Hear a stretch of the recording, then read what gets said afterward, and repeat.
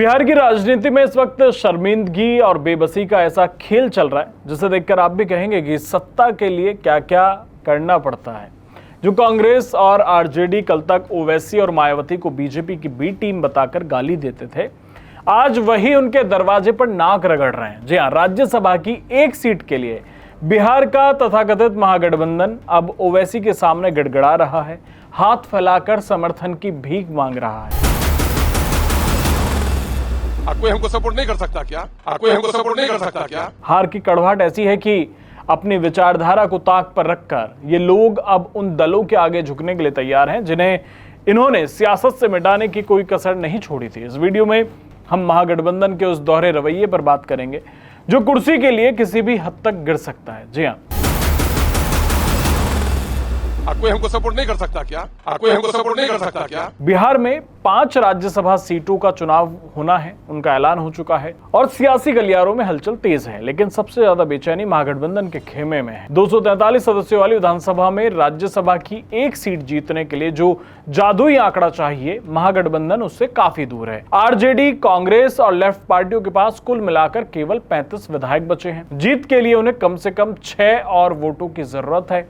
अब सवाल यह है कि ये 6 वोट आएंगे कहां से? एनडीए का जो किला है वो अभेद्य है, वहां सेंध लगाना मुमकिन नहीं है। ऐसे में इस गठबंधन की नजरें टिकी हैं एआईएमआईएम के 5 और बसपा के 1 विधायक पर जो उनकी मनोकामना पूरी कर सकते हैं। जो आरजेडी खुद को मुसलमानों का मसीहा कहती है, जो कांग्रेस खुद को दलितों का रक्षक बताती है, आज उनकी हालत इतनी पतली हो गई है कि उन्हें 6 वोटों के लिए उधार का सहारा लेना पड़ रहा है। यह हार की वो कगार है जहां अहंकार टूटकर चकनाचूर हो चुका है।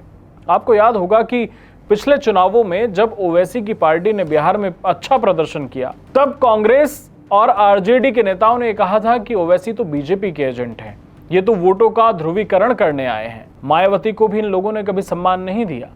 लेकिन आज आरजेडी के विधायक भाई वीरेंद्र कहते हैं कि लोकतंत्र प्रतिस्पर्धा के बिना अधूरा है और उन्हें पूरी उम्मीद है कि ओवैसी और मायावती व्यापक हित में उनका साथ देंगे। महागठबंधन की गजब की बेशर्मी है, जब काम निकलता नहीं दिख रहा तो ओवैसी भाई हो गए हैं और मायावती मसीहा हो गई हैं। कांग्रेस के कमरूल हुदा और सीपीएम के अजय कुमार भी अब सुर में सुर मिला रहे हैं कि वही लोग हैं जो दिन रात ओवैसी को कोसते थे, लेकिन आज राज्यसभा की एक सीट के लिए अपनी साख नीलाम करने को तैयार है। लेकिन महागठबंधन की इस गिड़गिड़ाहट पर एआईएमआईएम ने जो जवाब दिया है उसने लालू और राहुल गांधी की नींद उड़ा दी है। एआईएमआईएम के जो प्रदेश अध्यक्ष हैं, यानी कि बिहार के जो अध्यक्ष हैं, अख्तरुल इमान ने साफ कह दिया है कि सिर्फ हमसे ही उम्मीद क्यों, बाकी दल हमारे उम्मीदवार को समर्थन क्यों नहीं दे सकते।